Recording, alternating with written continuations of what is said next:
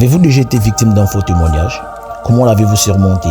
Surtout dites-nous, comment vous êtes-vous en sorti parce que vous au moins, vous avez une expérience particulière à nous partager dans ce domaine. Mais si cela ne vous est jamais arrivé, sachez qu'un jour, vous pourrez faire face d'une manière ou d'une autre à une telle situation dans votre marche chrétienne. Aujourd'hui, avec le média et les réseaux sociaux, il n'est pas à douter que le rumeur se propage si vite, à tel point qu'en un temps record, tout le monde peut être saisi par une nouvelle et la confirmer sans en avoir des détails. Si la société actuelle n'en fait pas grand cas, Dieu place la médisance au même niveau que la colère ou l'orgueil. Voici à présent 4 choses à faire quand on vous calomnie. 1. Ignorez-les si possible. Oui, sachez cher ami que les mauvaises personnes prendront toujours plaisir à vous énerver.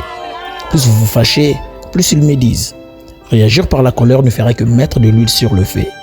Il est écrit, quand il n'y a plus de bois, le feu s'éteint. Quand il n'y a plus de mauvaise langue, la querelle cesse. 2. Rectifiez-les s'il le faut.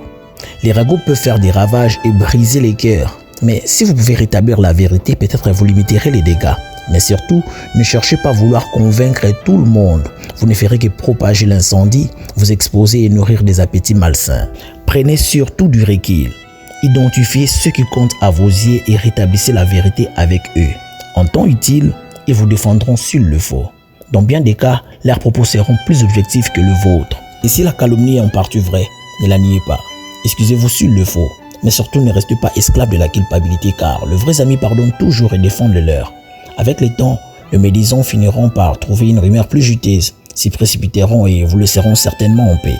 3. Confrontez la personne médisante si c'est nécessaire.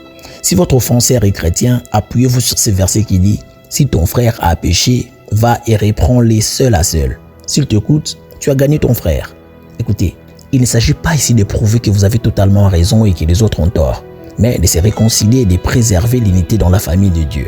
Surveillez surtout vos propos. La parole déclare, si vous vous mettez en colère, ne péchez pas. Tenez-vous en fait. Sans le mettre sur la défensive, essayez quand même de trouver une résolution qui fasse taire les ragots et réparer les dommages si possible. S'ils sont prêts à reconnaître leur part de tort, soyez prêts à les pardonner. Mais s'ils ne peuvent pas, vous au moins essayez de le pardonner pour ne pas être en conflit perpétuel avec vous-même tout comme avec votre Dieu. Et rappelez-vous, ils peuvent toujours rester vos frères ou vos sœurs sans pour autant être des amis de confiance. 4. Ne laissez pas la médisance troubler votre estime de soi. Si ça ne dépend que de ce que les gens disent de vous, alors vous avez 1001 raisons de vous laisser abattre. Mais si ça dépend de ce que la parole dit de vous, dans ces cas, malgré vos imperfections, fixez-vous sur l'opinion que Dieu a de vous et édifiez-vous vous-même sur votre sainte foi en dépit des opinions d'autrui. En conclusion, ne jugeons pas les autres en fonction de rumeurs parce que, qu'elles soient fondées ou non, elles cherchent toujours à détruire.